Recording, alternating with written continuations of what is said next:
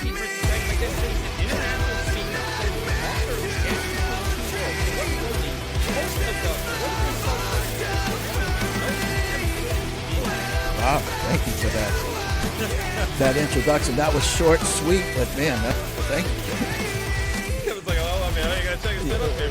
Yeah, come on. I need to think a minute here. So Kevin, why don't you tell everybody a little more about yourself? Well, boy, when people, first of all, I was a military brat, and this question kind of is, resembles the question that we would always get as a military brat, or when I was a veteran, I'm 20 years in the Air Force as well, when people ask you where you're from, and you're like, oh, gosh, do you mean where was I born?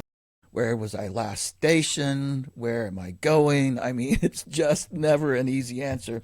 Right. And my life has been kind of all over the place from that standpoint. So it's honestly hard to describe who I am, but I'll start this way. I grew up as a military brat. My dad was in special forces, 20 years with him or 19 years growing up with him.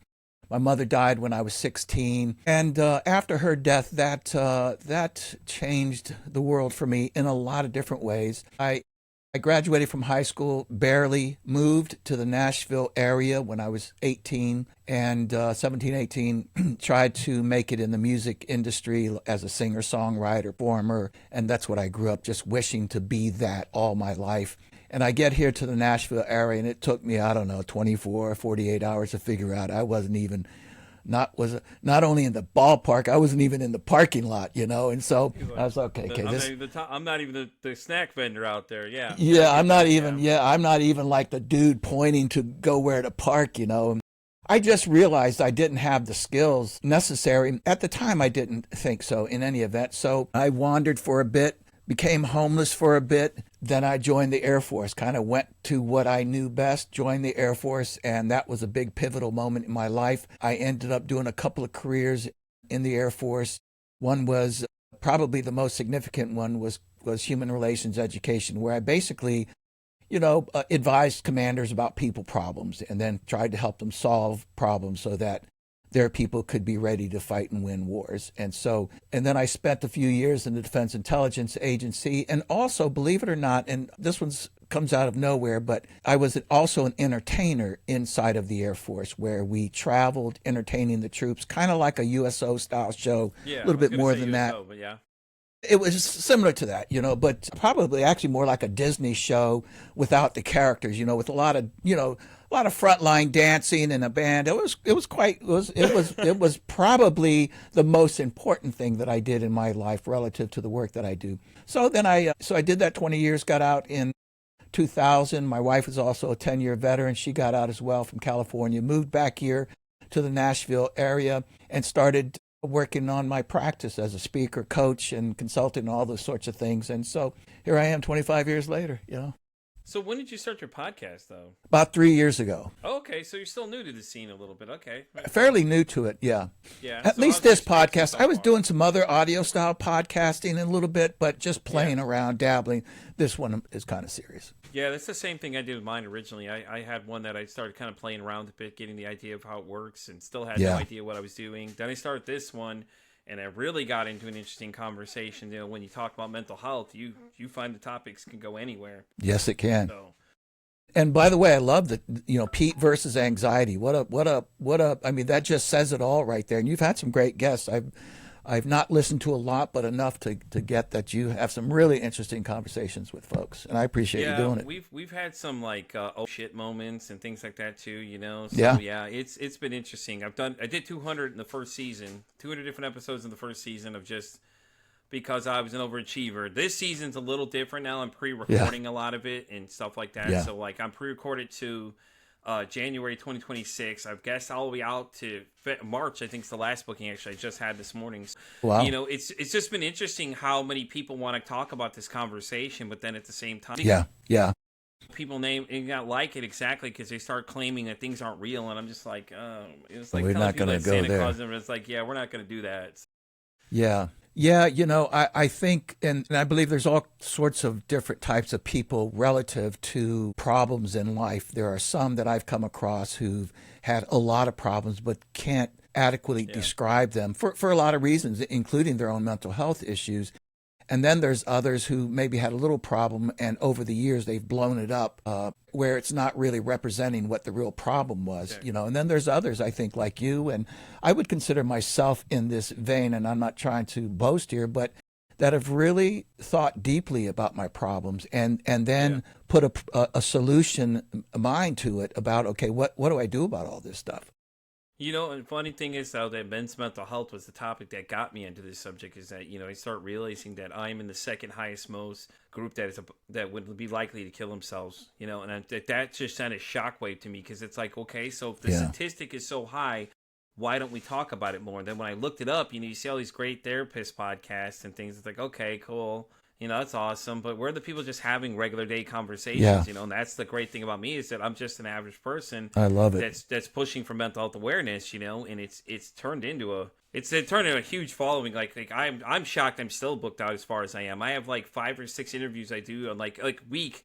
Like my week is basically I bulk it all together, so I record them all together. So like this next week coming up, I have like 7 of them back to back to back. Wow! But it's like That's I'm gonna record them all, lot. and then I'll space them out and things like that too. So the rest of the week I just kind of, you know, do whatever and things like that too. But it's like, it's so interesting to hear everybody's perspective, though, you know. And I don't think I've ever turned anybody down except for 4 people, and that was because their thoughts were just so far out.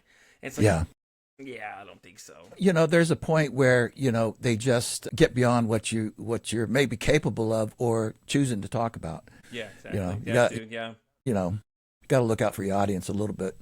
So what's your experience so far being a podcaster, though? It's obviously probably been the same thing like us, you know? Like me in my beginning stages was a complete disaster, but then you figure out as you go, like, the different things you learn, and, you know? And I'm always encouraging people that say, oh, I want to start a podcast. Yeah. I'm like, go do it, man. Why not? What do you have to lose at this point? You know, nobody listening?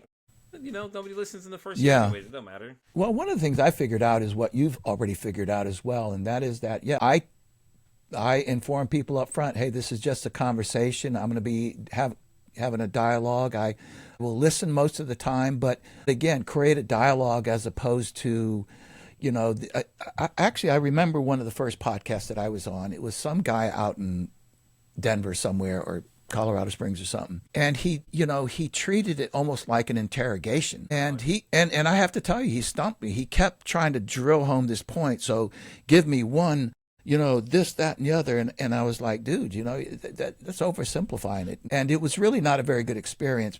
And I could blame myself, at least take responsibility for some of it. But I also knew that his style was just almost antagonistic, and I didn't want to be like that. So I thought, you know, it's really about the questions, the guest, where the guest goes, because they're going to go to their sweet spot, you know, and you hope that it's going to nail what you're talking about. Yeah. And just going from there, you know. I'll tell you the other thing, though, Pete, is when I started podcasting, we'll speak mostly of my current podcast, because the other ones, as I said, was really kind of playing around, but I already had all the skills I needed. So it was quite easy for me to do the podcasting part. You know, I'm an entertainer. My work in human relations education, I have had, I don't know, thousands of conversations in workshop settings where it's very collaborative. I'm asking questions, we're contributing. So by the time I got around to the podcasting, it was really so easy. There were other things that are certainly a little bit more difficult for me, you know, that certainly challenged me. But the podcasting part of it, this part, came relatively easy. I'm a curious guy.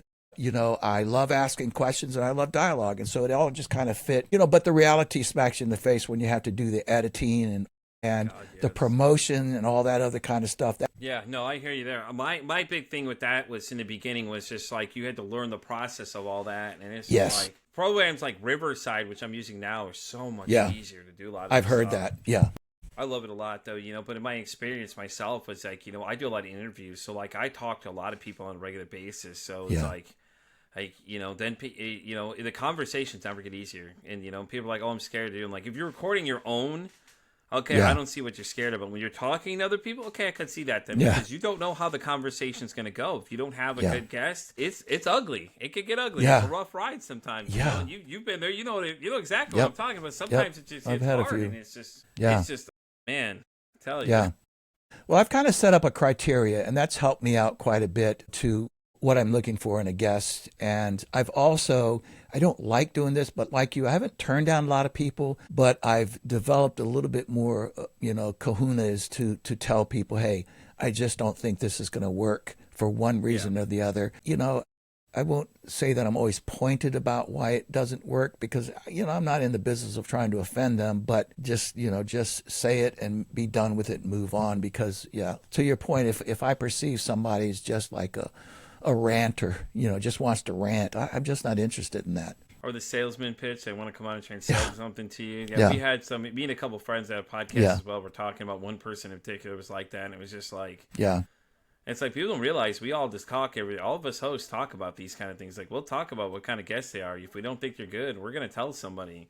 Like it's just what it is, And I've had people invite me on where, they're really trying to hook you in. I don't know if that's what you're trying to say. And so they're interviewing you for an opportunity for you to talk about what you do so that they can later come back and say, hey, I offer this if you want me to help you with that, and it was like, man, I'm not very kind to those people, I'm like, we had this, you need to tell me that up front. That we're thinking of are like the sales pitch people, like they're on the show and they're trying to sell something to you, and it's like you ask about them. Like my thing is like I'm always interested in everybody's story, so when I invite people on, it's like I'm gonna ask about your past. I want to know. Love it. Dig in there and see. But if you won't give me anything, it's kind of like, what's the point of this conversation? Like people want to know who you are. It's not about me. It's about you. Yeah. And I try to highlight the guests, and all the things that you're doing and stuff like that too, So, and that's just how it works usually. But there's times I'm like, I don't know about this, man. But you hear at the same time in the mental space, though, you hear so many stories that are just hard to believe that people are telling you. But it's like, these are their actual experiences, It's like, whoa. Yeah. Okay. Yeah. Yeah. No, I mean, I get it. I appreciate the work that you're doing because you're right, man. You can get on some very interesting guests, but just others that, like you're saying, will just put you back on your heels. You're like, whoa, I've never heard something like this before.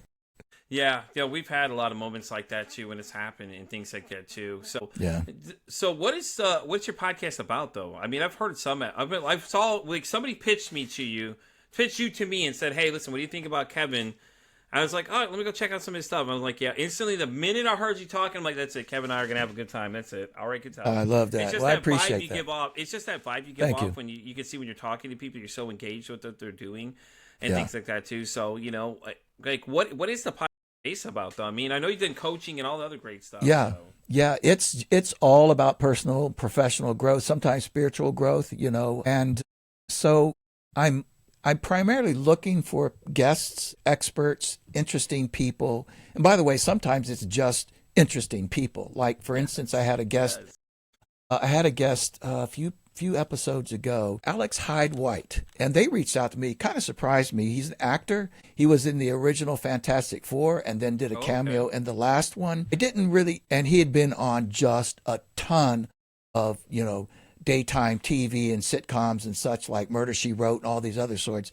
So the fact that he was an entertainer, I was like, I don't know what we're going to talk about, but the dude's got some stories. I said yes. And first of all, he was so articulate. He was so interesting, telling about just different things. And I just kind of went with the flow. But I then started asking him questions related to personal growth. I was like, so Alex, I mean, how do you develop a persona, a brand, a style that when you go in to audition for a part that you can keep that consistency? And though he'll talk about it, and then I can easily morph that into, what's different about that than a job interview or a CEO, a leader trying to develop relationships with people. And so just kind of went like that. But in any event, it's all around the idea, grow yourself, helping people learn, grow, and change. And I emphasize the simple, and I emphasize incremental change. I'm not talking about, come to a podcast and you're gonna be able to manifest, $1 million. No, come to the podcast and we'll help you think. And learn how to think through things, or something to this effect. So personal growth is the way that I go. My anxiety in 60 seconds or less. Damn it, Kevin! I'm in the wrong place. I gotta go. It might be possible. I think that's funny when you get those people on that just say that kind of thing, and I'm just like, I'm like, please stop saying that, because it doesn't, like, you're not helping these people. You're causing it, correct, giving them false hope, and then you know, because I deal with anxiety myself, and it's some days it's rough, and other days it's okay, and then I have my depression that comes into play, you know, and things like that too, you know, and it's hard sometimes, and these conversations get rough too. A lot of people are like, you know, how do you not get mentally taxed? I'm like, there's some days I am. I'm just not going to tell you I am, because I don't want everybody to be like, oh, I'm so sorry, and it's like, to me, that's just my opinion. Right. And anybody gets offended when you say that, it's like, but that's just how I feel. It may not be how everybody feels, but I just feel like, you know, when you're doing that, I don't want to hear I'm sorry. I just like, I already feel bad. I don't need your help feeling any worse. Yeah. Like, oh, you feel sorry that I'm feeling horrible. I'm like, nothing you do is going to change what I'm doing, so it's really not going to be that big of a deal, honestly. Yeah, you're just letting them be who they are and express what they want to express, and you don't have to, you know, I mean, I think it's fine to say I'm sorry. I mean, I don't, you know, I'm just like I said, it's not wrong with you're somebody respecting saying sorry. the guest. It's sure. just what I, you know, how I feel about how it. you know, are, like yeah. that. So it's all good. But I'm very respectful when it comes to the space alone. I'm like sure. I've had people come on and tell us about suicide ideation. We had a guy tell us that he was going to kill himself the same day. That was an interesting conversation. Needless to say, he came in 30 minutes in and was like, "Yeah, hey Pete, can I tell you something?" Sure, man, why not? Hits you with that question and hits you with that statement, and you're just like, okay, and you're like holding it together. This guy is talking about it. Well, I'm sitting at the edge of the bed thinking about often my. Oh my God, I'm like, this guy is not talking. I think he's. But you know, crazy. It's the conversations you get into these spaces, though. You know, you're going to expect some of these conversations to get uncomfortable. Yeah. You know, the Columbine school shooter was probably one of the most interesting one I did. And that was early on in the early stages of this podcast when I was doing the audio version. I had recorded a bunch of stuff before I started on the network. In that conversation, oh my God, I didn't know where that was going. She just said she was a survivor. Didn't say she was maybe 6 feet away from one of the shooters that were involved in the whole thing. What? And then she watched somebody get shot in front of her. I was just like, oh, yeah, okay, this is Did you say a Columbine survivor? Yeah, she was a Columbine survivor. Yep. She was in the library under the table. And then she said that what she'd seen beforehand was somebody get shot, and then one of the active shooters was telling her to come out from the table. But from what she describes it, she could see the whites of his eyes. I'm like, yep, there's no way I'm making eye contact with that individual. Hell no. You're telling me, like, I didn't know that, like, when I was doing the screening process originally to ask these questions. So, you know, I'm early on not thinking about what I'm inviting these people on, what they're going to talk about. You know, and then later on, if you watch from the beginning to where I'm now, the evolution of the conversation changes. It's a lot different because now I know what questions to ask these people when they inquire to be guests on the show. You know, and it's been a fun time though, man. It sounds like it. Yeah, it's been interesting. Needless to say, you know, with that conversation, the one person to the girl that told me she had taken 17 drugs at one point. I was just like, what? These conversations just never get less than interesting for a lot of these people's situations. And then some toss in social media as well. Yeah. That's it. You just got to dynamite. I can't imagine, honestly. Yeah. I can't imagine. You know, I mean, some folks come on and drop, you know, bombs, and others come and drop nukes. I mean, just, incomprehensible, you know, that suddenly you're talking to somebody who's talking about often myself here in just a few minutes. Yeah. Wow. He was talking about that morning. He thought about it and then told us exactly. He had the plan and everything too. So like he was at that point. This is legit, huh? He legitimately just stopped himself or scared himself because he was like, you know, describing the whole situation, and he's going, well, this is the situation. This is what I was at. This is right before I came into this interview with you. And I was like, you could tell, though, in the beginning that something wasn't right about him. Like, he was kind of feeling a little off about something, you know. And I explored energy healing, too, at one point in the show early on and before we got to him. And you could just see you feel the vibe of something wasn't off, was something wrong with him. And then he started talking about his friend who had fortunately taken his life like a couple months earlier. Man. And I was like, whoa, okay, here we go. This is getting interesting now because now we know what the thing is with him. Mental health is, here's part of my concern about mental health right now. And I've been through some serious mental health issues over the years. I wrote about it in my book. But here's my concern about mental health right now is that there's so much going on that I think, well, it's likely, if some haven't already, that some will become numb to it. It's like, it's not as though I don't care. I'm not speaking of me personally. I'm just sort of speaking of the general person. That it's not that they don't care, but like anything else, you experience it so much that you don't get a rise out of it. And so the problem is that, the world's society can become apathetic about mental health and just start looking, and that can shift too, I think, shift over into sort of not just apathy, but, just jaded completely to mental health, where I mean, you look at these people down in L.A., San Francisco, some of these places where the homeless and crack addicts are down in these areas. I mean, people just walk by them like there's, what, Yeah. what? Is there a problem here somewhere? And that's not good, And I would love to ask you about, what's going on with all the mental health problems these days. The numbers are through the charts. You think? The internet's the biggest problem if you think about it, because social media now versus where we were in the 90s, we had AOL, Messenger, you had like MSN. That was it, okay? That was the extent you could get to people. Now you have Facebook, you have TikTok, you have Instagram, X, all these things that you're on. You just sit here and watch what these people are saying, and these people have come on to tell you about these things, that their experiences with social media. Yeah, it's amazing what people tell you. Yeah. It's actually just absolutely disgusting, honestly, the way people react about things. And then the way they kind of play like, oh, this is a hot topic. Let's start talking about it. Okay, cool. So what about after that month? Where's the conversation continue, And it's so interesting to see some of these sites, though, too. They want to just kind of like police your words. Like, you can't talk about certain subjects on TikTok as you could on like Instagram or on the podcast. We have more freedom to discuss these things in an open space. It's like we're having an adult conversation on an adult app, but you're telling me I can't mention the word suicide without getting my account banned because I'm talking about an uncomfortable subject that happens every day. And the numbers for men, it's 80%. It's a ridiculous number. It's a ridiculous number.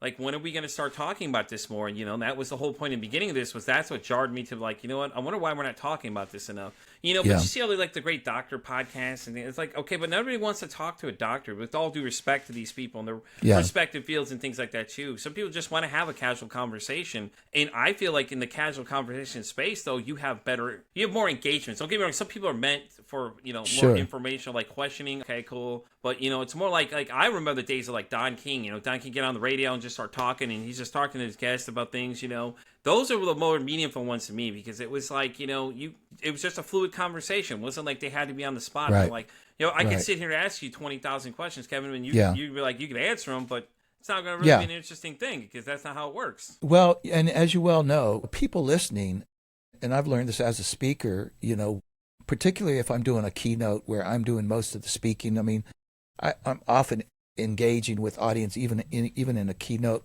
scenario. But what I've learned about speaking is that, if you speak about something interesting and useful, then, you don't have to preach at them. You don't have to try to teach them. You start talking about it, and people have their own aha moments. They have their own ability to go, wow, what he said was really profound. It had to do with his problem, but I see how it relates to mine.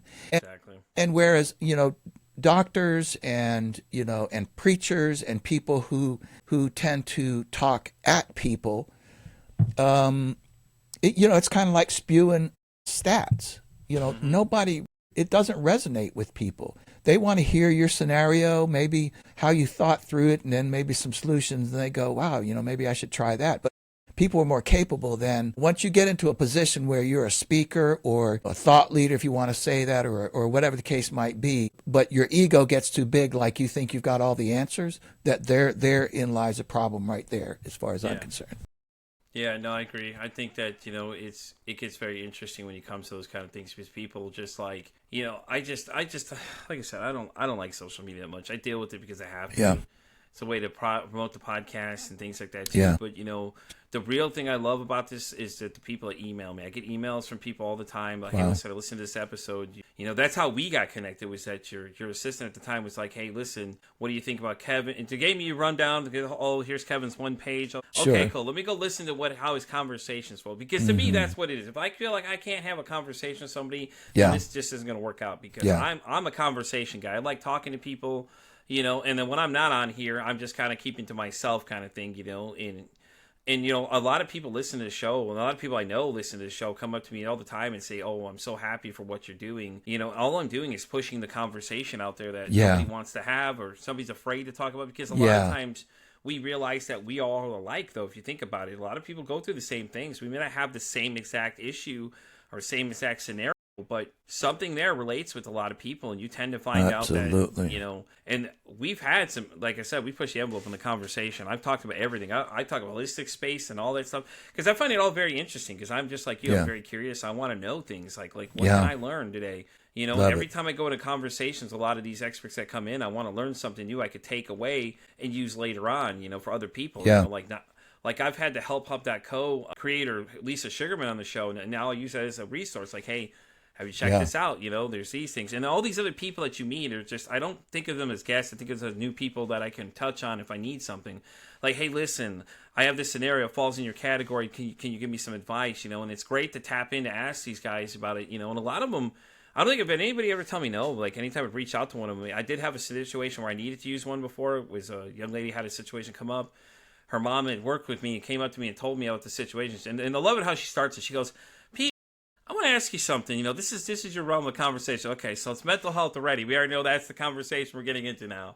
And it's so funny because all my coworkers always come up to me and say, yeah, well, I listened to some of your episodes and the conversations are weird. I'm like, yeah, you want to hear some interesting ones? Let me list a couple off for you, and things like that too. But it's so interesting if people that come up to me, they say that the first thing they say, well, this is the realm of your conversation, and she told me the situation. So I reached out to one of the previous guests on the show and got some resources where I was like, and it was great because it's like, okay, well, at least I can help you.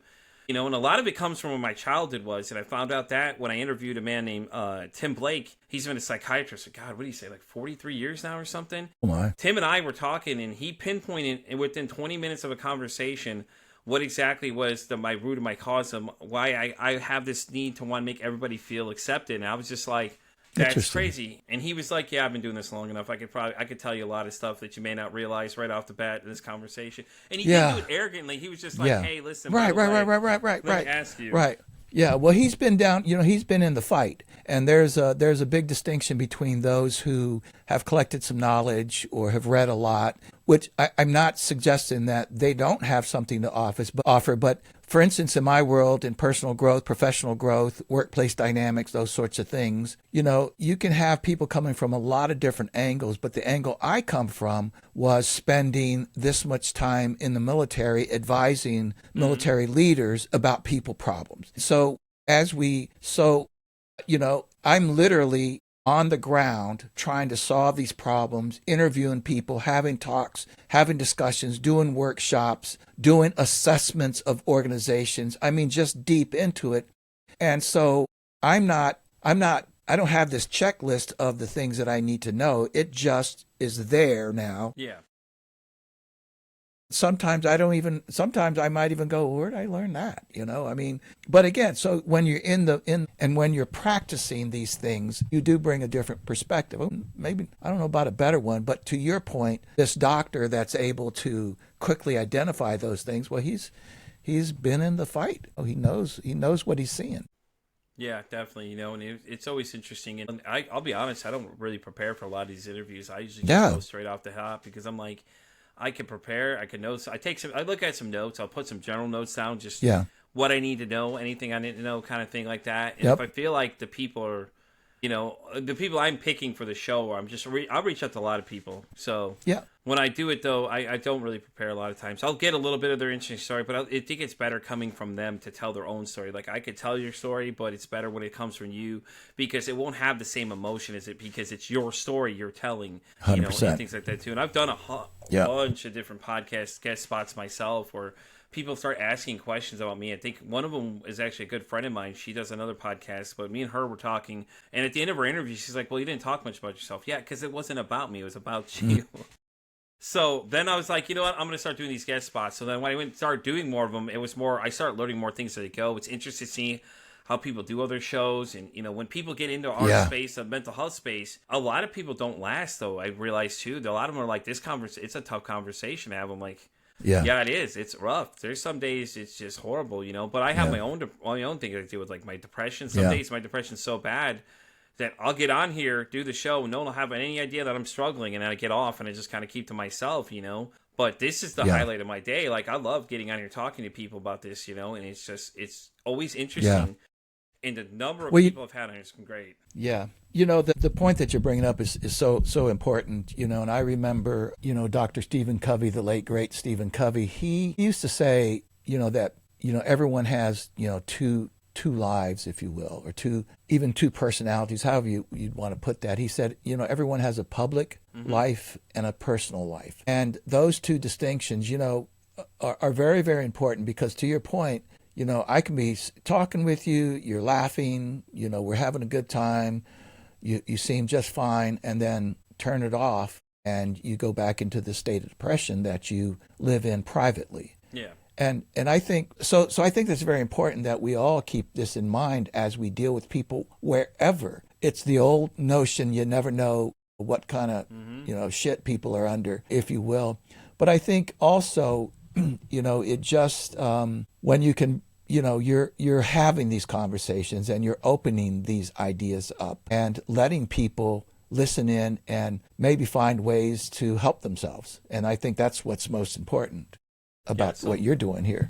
So let me ask you a question, though, Kevin. From a podcaster's perspective, everybody sees you as Kevin Mcnulty, international, all these things, all these titles you can give, okay? So this was an interesting conversation to have, and I want your thoughts. I was told that just because I run a mental health podcast, I have to carry myself in a certain way. Now, the way this conversation came up was that someone had personally attacked and said something to me, and I defended myself, and then I was told, well, you can't act like that because you run a mental health podcast. No, I'm not a doormat. I am still Pete versus Anxiety. Yes, I do discuss mental health, but you're not going to treat me like you're going to wipe your feet off on me kind of thing. So what are your thoughts on that exactly? Do you feel like, I had a point there, you know what I mean? It's like, I think it goes a little bit to what you just said. There's the when people see all the time in here, and then what happens after I leave here. And it's like, I get that I'm the branding of my own show, but at the same time, you're not going to disrespect me and treat me like I'm a doormat, But then I shouldn't have to conduct myself in a certain way just because I run a mental health podcast. This person's point of view was that, well, you can't say anything you want because, obviously I'm out there saying some wild things. Now, let's keep that in mind when we say that. But, they were like, well, you have to basically stay completely, you have to be Pete versus Anxiety 24/7. I'm like, I really don't. I'm just Pete, the average Joe guy that goes to work every day and comes home and records his show. Like, you know what I'm saying? Did you get that a lot early on, though? No, not really. But again, my podcast doesn't invite that sort of a conversation. When we're talking about personal growth, but yours, to your point, can, because of exactly the topic that you're bringing. So you already know this. You just said it earlier that when you're talking about Pete versus Anxiety, hey, come on and talk about your depression, your anxiety, your problems, your issues. People are going to bring it. And unfortunately, to your point, you invite people on who, these are sometimes people, in my way of thinking. Let me back up just a second. I was going to say this earlier, when I was talking about the level of anxiety and the problems with anxiety. One of the things that I've personally observed is that, being a victim, having, life of struggle is almost a badge anymore. And I don't particularly subscribe to that. To me, it's one thing to put your stuff out there and say, here's the struggles that I've had, and here's what I've learned through it, or whatever the case might be, however you express yourself. But there are too many people, in my way of thinking, that are living in that space. That's, if you ask them, who is Kevin? Kevin will just start in on this long list of problems that I've had in my life. And I wear it. And what I'm trying to get from you is sympathy or empathy or acknowledgement or whatever the case might be. So those two things in and of themselves are not wrong. But when you're living in that space and that's all you're all about, well, then you also then get this entitled mentality that, that you need to behave this way towards me. Because I've done this before, but not relative to mental health. When it comes to mental health, people can be or think or whatever they want. I trust them if they say that they're having mental health problems. But again, when you extend the conversation, you can start to see that right, wrong, intentional, unintentional, this person's whole identity is their victimhood. And that's not good in any form or fashion, in my opinion. Yeah. My thought would be, listen, man, you've been through a lot. Go get some help, because if you're living in that, you're not helped. If you're saying, man, I was raped when I was 10 years old and it traumatized my life, all of these things happen as a result of it, been working hard on it. It's a hard thing to talk about. You start to recognize that this person is some self-awareness about themselves. Yeah. The others don't. And it's a little problematic. So then you get, again, I'm not strictly trying to create this person as archetype, if you will, but again, these people believe that they have mastered this idea of mental health, anxiety, victimhood, all of these sorts of things. And if you don't fit into their way of thinking, i.e., the way that you approach it, then suddenly you've got it wrong. And I think that's bullshit. If you don't like the way that Pete presents it or talks about it or asks questions about it, go find somebody that will support your narrative. Pete's got, I think you put it the way that I think about it is just the way that you put it. Pete's got a podcast. It's on anxiety. The purpose is to help people and have conversations. What do you want? Exactly. What it's like it's almost like sports figures. So think about it. They're always they always are. People want them always to be on 24/7. But when you break it down, they're a person at the end of the day. Same thing with actors. Like they're like, oh well, this actor. So, but how did you approach them? Did you invade his personal space? Or were you very? How about that? Were you very respectful? You know what I'm saying? Like, that's the part of the conversation people leave out. It's like, okay, so how did you approach this individual? Yeah. A lot of pro wrestlers. There's a podcast I listen to. They mention that a lot of times. They're like, we're in the airport. People are running up to us, and it's like, they feel so entitled that, you have to sign something for me right here and then. It's like, no, don't approach me like that. I'm traveling. I'm eating dinner with my kids. Don't stop and I got my fork going in my mouth, and you're saying, hey, can you give me an autograph or a selfie or whatever? Remember that show Hogan Knows Best? There was an incident where him and Linda were sitting there, and they're in the restaurant. Everybody kept coming up to him, and instead of saying like, hey, listen, guys, I'm with my wife, or people being respectful of his space, he's just giving into it because he just loved all the attention, which I get. That's awesome. Yeah. But at the same time, you got to learn how to separate those things, and that was my point in that conversation. Was like, that's right. Okay, Pete is here, and when I'm outside of this thing, I'm going to be Pete. I'm not going to try and mold it any other way. Then I'm not going to represent anything. When I'm here, this is what I'm having a conversation about. I don't want to talk about it 24/7, so sometimes I don't. But people approach me all the time to talk to me. Am I always going to listen to the conversation? Yeah. Like if you tell me, hey, listen, I need some help or I need somebody to listen, I'll listen all day. I'll listen to you all day, like, and things like that. And I'll tell you, I'm not an expert. I said, but I can only suggest the things that I know, Yeah. Yeah. And I don't mind talking to people out of the space of the conversation. So, if people listen, if I'm taking it in a little different direction, but I was on a podcast guest sometime. This is probably a couple of years ago now, and they invited me on to talk about workplace dynamics and hiring and employee engagement and these sorts of things. And I kind of and I'm going to use the term, a lot of people don't like it anymore, but it was a group of very woke people. Mm-hmm. Which doesn't bother me that much, from the standpoint that you can be whatever it is you wanted. Yeah. But I came on there and, again, I come from a practitioner standpoint. I've been deep into this, not just in the military, but this is my work. I consider myself in my business, it's about soft skills, about team building, with leadership, all these kind of. So we started talking, and they got into this issue talking about diversity, equity, and inclusion. And so, they're conversing about it. I could tell immediately that they were all simply supporting each other's point of view, which I guess is okay. But some things were being said. I was like, come on now. I mean, that's not real. But I kept my mouth shut. And then finally, just before we went to this breakout, they said, well, listen, we're going to do a breakout here in just a second. Does anybody want to, does anybody have anything that you burning to say before we break out in this group? And I was like, okay, here I go. I'm going to dive in. And I just started bringing up this idea of diversity, equity, inclusion. And I said, you guys, here's my perspective. And what I want you to know is that so much. And again, I'm speaking from the standpoint of a person who's been in the field. Mm-hmm. And the work that I did in the military and outside of the military also involved race relations, diversity, inclusion, all these ideas about, because they all relate to how we work together and get along, the dynamics in an environment. And, as you may or may not know, I'm sure you do. I mean, you can figure it out. I spent 20 years as a military brat, or 19 years as a military brat, and then 20 years in the Air Force.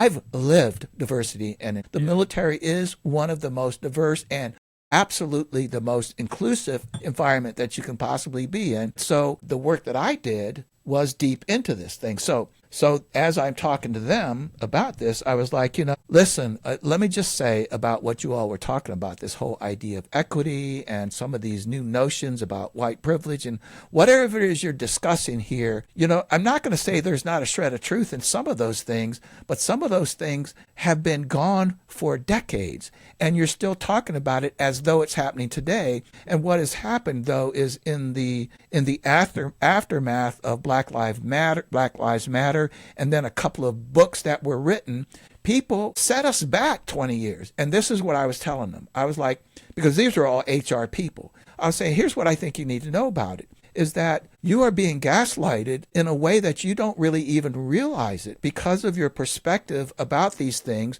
you may have empathy and compassion for marginalized people. I get that. But now you've swallowed this pill that somehow says that in terms of race relations, and we're talking in the U.S., it's worse off now than it was 50 years ago. I'm saying, can you not see the bullshit in there? And it didn't go over well. And then we did the breakout things, I won't go on, and people wanted to challenge me on these things. And I said, listen, yeah, it's not fitting the same discussion or narrative that you're having here, but isn't an important concept? I didn't rant. I didn't call some big conspiracy happened. I didn't say that all this is that and I hate everybody. No, I was presenting a very logical, on the ground perspective that, in my opinion, was worth at least paying attention to. Not a single person asked me a question. They all just jumped back at me, and I was like, it's ironic that we're dealing with a bunch of HR people, advisors, and all these other sorts of things, and not even one of you asked for clarification about what I said. You simply just don't like it. And I'm being more sort of enthusiastic than I was there. I actually spoke much calmer than this, so I'm kind of ranting now. But I'm really just trying to get back to your point about how people think that you just have to have their point of view, and that's it. Yeah, no, I agree. I agree too. It's funny you say talking to corporations, because we had somebody on. We were talking about burnout, and it's an interesting topic because everybody's burnt out these days, and people don't realize that's what it is. Yeah. And these Fortune 500s, he said he met with 5 of them and told them all that in the next 5 years you're not going to exist if you don't do something now about changing these. And the same thing is what you just said. They said, oh no, we think it's all working just fine. But how is it working fine? Look at the statistics of your people and how fast they're burning out. That's right. And Amazon was one of the ones we brought up in the conversation, because look at Amazon. They just churn and burn people so fast. Yep. It's crazy. It's UPS, FedEx. Why do you think they're always hiring part-time people? Like, people don't ask those questions. So why is they hiring these people? Well, maybe that's the one question you need to start asking is like, hello, why are you hiring more people already? What happened? But nobody wants to do. Nobody, like everyone in that crowd, the same thing, and nobody wants to ask those questions. When you do, then you're proverbially the Jesse Jackson over here. You're the Jesse Ventura over here, basically arguing the fact these conspiracy theories to them. They're conspiracy theories to them because these aren't right. We can't make that real. Yeah. But it's like it comes in the same space that we're in. I'm in this space, and it just gets so interesting because I hear people say things all day, but I think only as of today, 4 people so far as interviews I haven't used, because I just feel like they went so off the topic. Yeah. And it's like, I understand, I respect your opinion, but like I just can't stand behind that. I can't put my name on that if that's the case, Yeah. Yeah. God, I just can't do it, Kevin. It was just horrible. Horrible. I get it, man. You said earlier that you did like 7. You've got 7 podcasts coming up in back to back. Man, that's, my brain would be hurting. That's a lot. Well, you know what? And the thing is, the likelihood somebody's going to cancel is pretty high. That somebody's going to be like, well, I can't make it. And I'm like, well, it's all right. It happens, so you might get some breathing space. Yeah. Yeah. So I made it through 5 in a row before, but I was engaged in every conversation. It was all different topics. So I try to mix up the topics a bit of what it is, a lot of times, Yeah. And it's always been really interesting. Like I said, though, only the 4 times I've ever struggled. This morning's interview was one of them, and it's, I don't, not to sound like I speak ill of people. It's just, I just didn't agree with what was being said. I couldn't. Right. I was like, I had to fake it till I made it at that point, because I was getting to the end of this thing. I was like, it's time to go. We got to get out. I've had a couple of those. Yeah. And then there's others that you speak for a couple of hours and you look down at the clock and like, oh man, wow. Right, exactly. Yeah. No, I've done a couple of those before. There's a couple of podcast interviews I've done where it's on somebody else's show for like 2 hours long, and it was like, they gave me a list of the questions, and they're like, "Oh, are you okay with these?" Yeah, I didn't even look at them. I'm like, "Yeah, let's just go for it. What the heck, man? I feel like this is gonna be an interesting conversation, That's it. because as a host, you'd understand, it's like if you're not working with the guys together, you guys aren't producing anything people are going to want to watch, and it's always interesting. Some people, there's a couple of people that you have to get them to warm up. Like once you get them warmed up and they start talking to you, it's so much fun then, because then it's like they just start going and they're really engaging and things like that too. So, it's been really great experience. Well, so.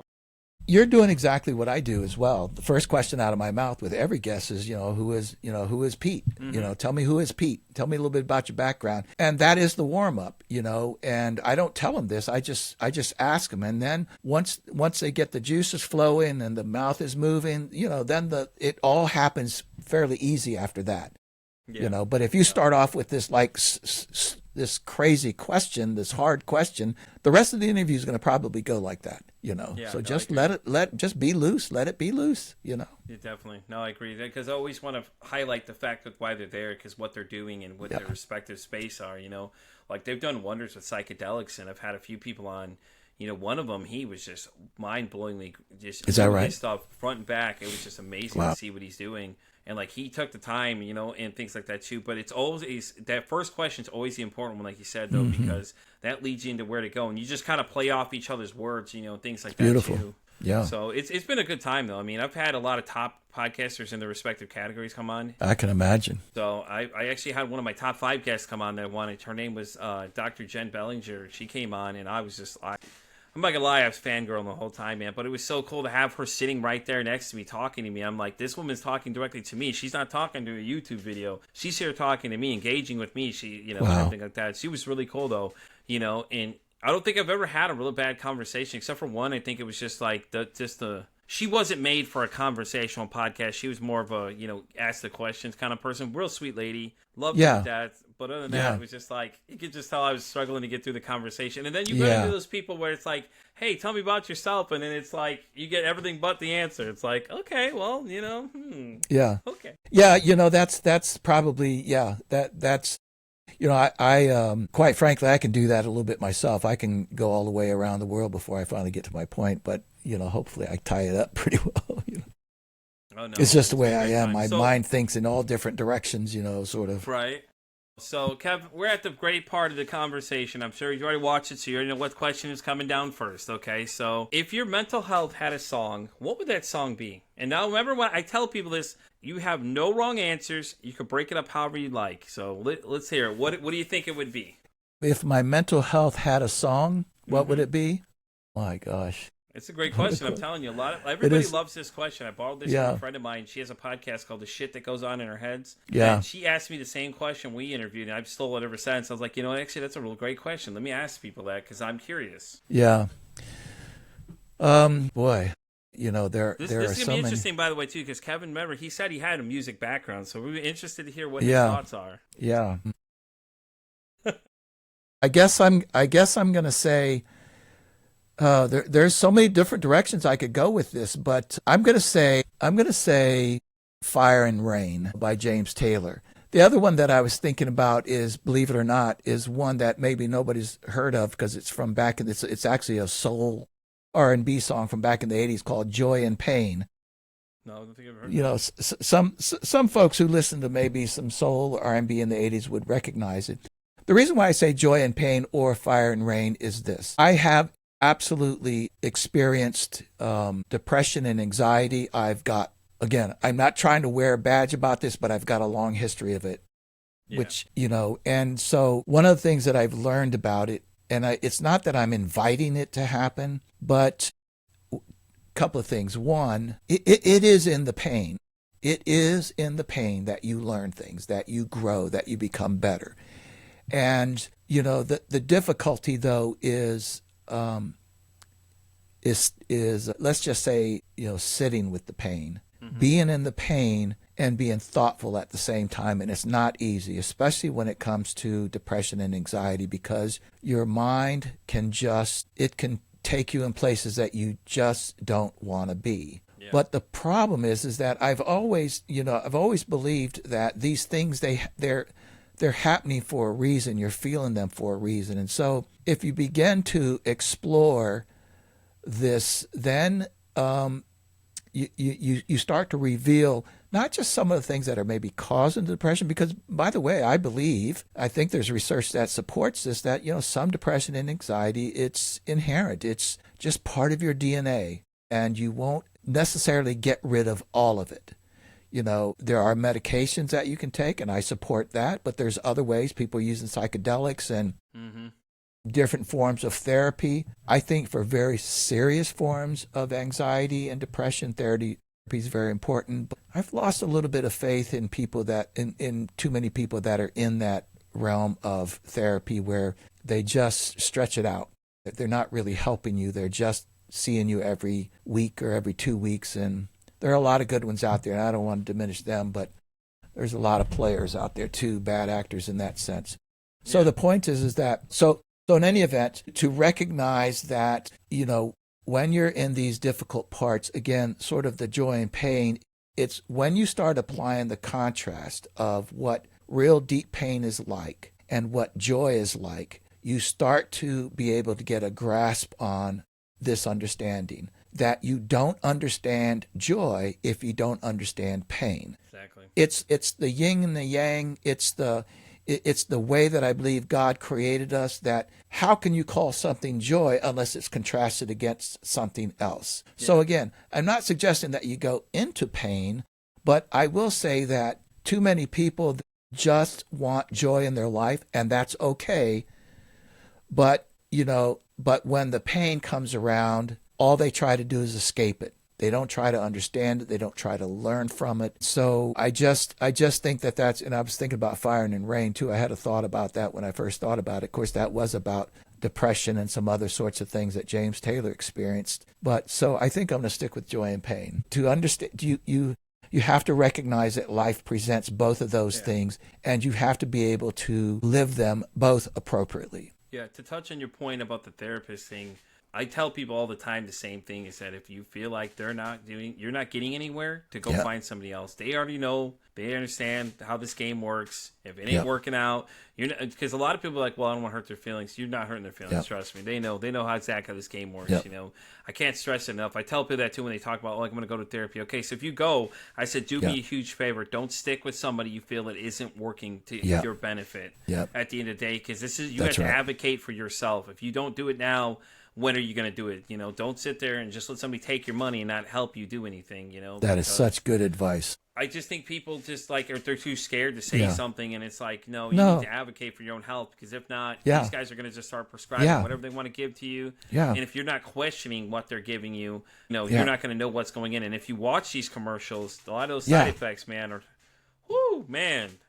Think about these things. Yeah, think about this, that you're exactly right, and I hope listeners are paying attention to what you're saying. It's so important. In fact, I would even advocate for interviewing the therapist first and getting a sense of how you feel about them, because to your point, and here's the self-awareness piece. The self-awareness piece is this. When you are in a state of depression or anxiety, you have to consciously understand that you are vulnerable. I mean, that's not a small piece. You have to say to yourself, you're really vulnerable, and somebody can tell me a lot of bullshit, and because I'm vulnerable and just screaming for help, I can get sucked in really easy. So to your point, this is what too many people know, and so the only remedy to that is what you just said, or what I'm saying, and that is to get to know the person, understand them, get a sense. Just simple things like, do I feel comfortable with this person? Do I feel like I can talk with them? Or what they say and making sense? Or is it just kind of like, as a coach, and I run into this from time to time. I was coaching this lady one time. She was a pretty serious professional, making some big changes in her life. And one of the things I realized about her, though, she was a little bit all over the place with her thinking and kind of scatterbrained. She was very smart and could do things, but she just was kind of all over the place.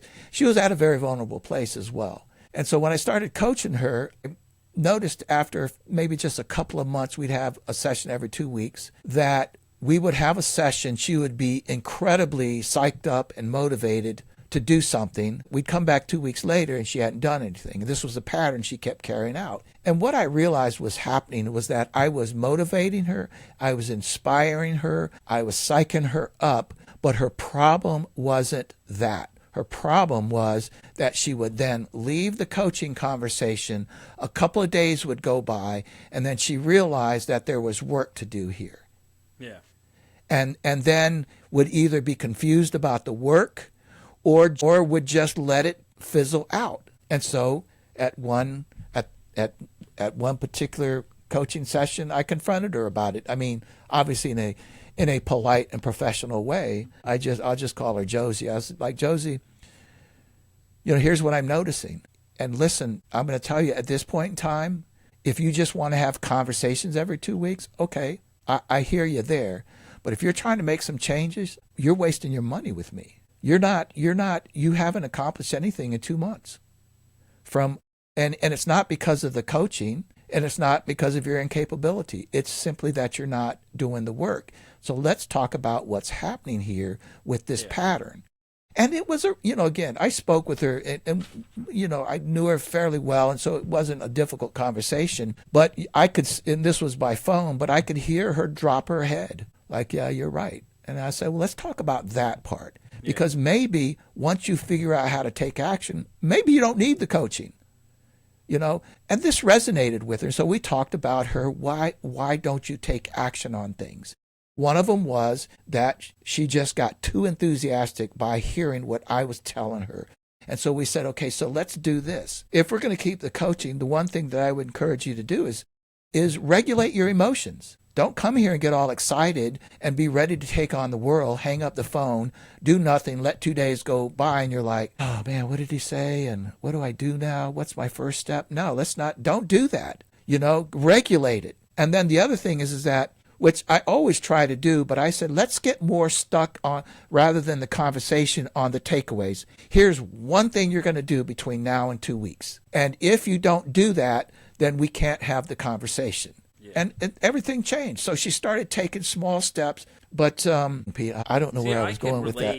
I can relate to Josie, though, a little bit, because I was the same way. I dragged my feet on things, and it was like, this year, it's like, I'm going to do something different. Like, I had a bad relationship with my kids. I reached out to them, and I was like, you know what, I'm going to try and rebuild the relationship.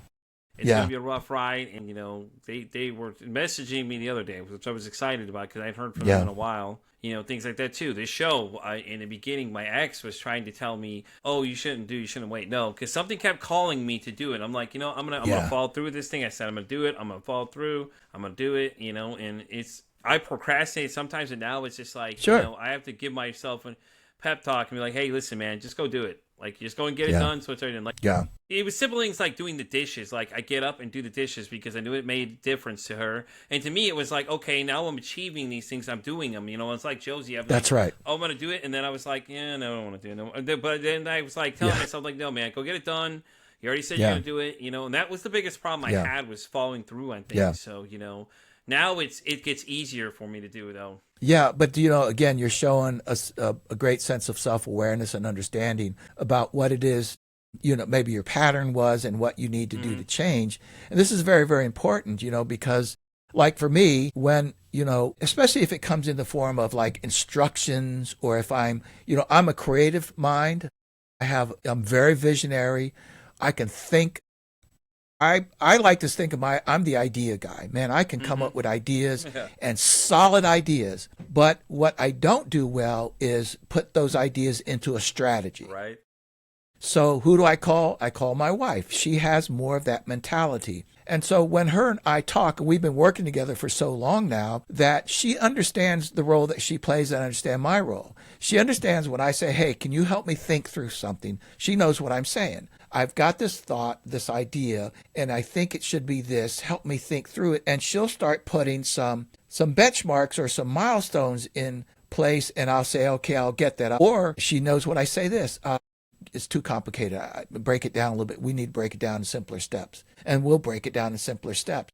Again, what I'm talking about here, though, is what you just said, is the importance of self-awareness and situational awareness, and be able to think about how you think and how, you can be productive. And to your point, you can think things, all you want, but until you start taking some action, the thoughts are just thoughts. That's all they are.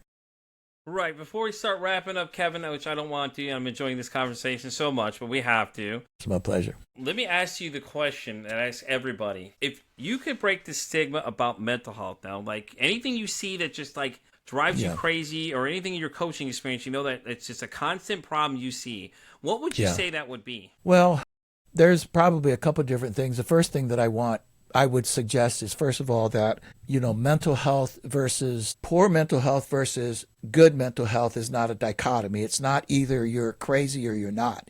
Exactly. It's not either you're depressed or you're not.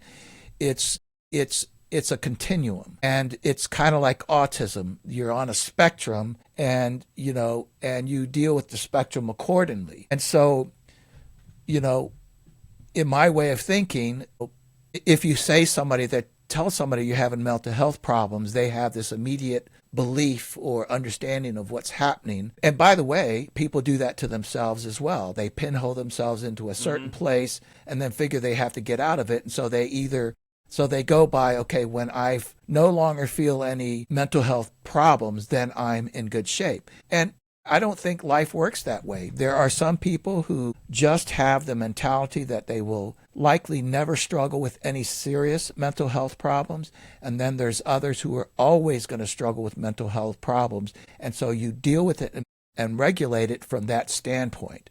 And so that's one. Secondly, and this is not groundbreaking news, and that is, again, being moody, being bluesy, being somewhat depressed, being clinically depressed, having anxiety, panic attacks, all these are forms of mental health.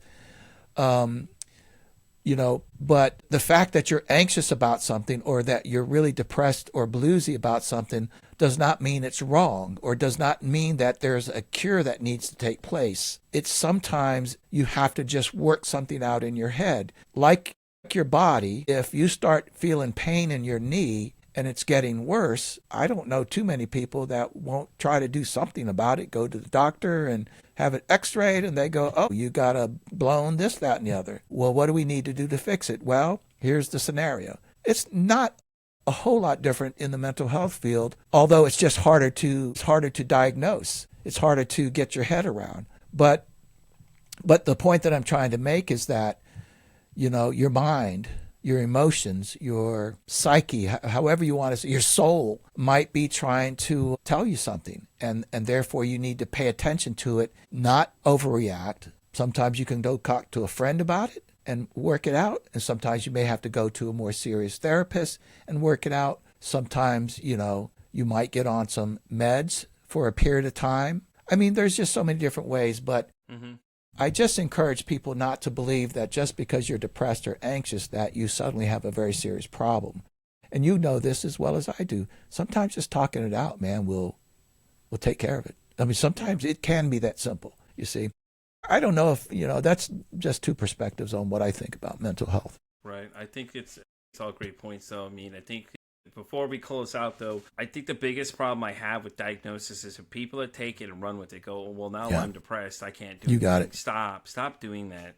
Stop. You're not. That's just something you deal with. And like Kevin's point was, and with a woman I met this morning who told me the same thing, she was dealing with a lot of issues. I'm like, go talk to somebody. Even if you don't continue to talk to them, at least identify what it is you're dealing with so you know how to better attack the situation. Yeah. You go to the doctor for everything else, diagnose or all these other things. Why not figure out what's wrong with your mental health? At least have an idea how to attack it and what you can go to. So if therapy isn't your thing, there's other options you can look at that fall in that category, nowadays. But, with that being said, that's just me personally, but that's from my experience. Is like, at least get to the root cause. You do it for everything else. Like Kevin said, you go to the doctor when you're sick. Why not do the same thing in your mental health? That's my thing, Yeah. So with that being said, we're going to wrap up this episode of Pete for Anxiety. Kevin, thanks so much for coming to hang out, man. I had a great time.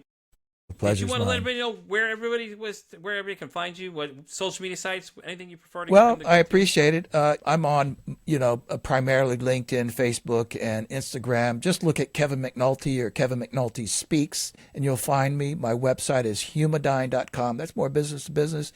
HUMADYN.com, humadine.com. Yeah, reach out if I can help you. He also forgot to tell you go check out his podcast. Come on, Kevin, you got to plug the podcast. Yes, the podcast. Well, I appreciate that very much. I appreciate it. But since I'm on a podcast, I didn't think I'd promote mine on yours. But yeah, it's called Grow Yourself. And you can really find me more on Kevin Mcnulty Speaks because it's under that title on YouTube, Spotify, all the rest, but it is called Grow Yourself. Well, guys, with that being said, we're going to wrap up this episode of Pete vs. Anxiety. You know where to find me. I'm Pete vs. Anxiety on X, all the way down to TikTok. I'm on Spotify, all the way down to iHeartRadio. And I always say it costs nothing, absolutely, to be kind to somebody. One kind act you could save someone's life, or hell, can you make their day? I'm Pete vs. Anxiety signing off saying, don't ask how your day is today. Say, hey, how's your mental health today?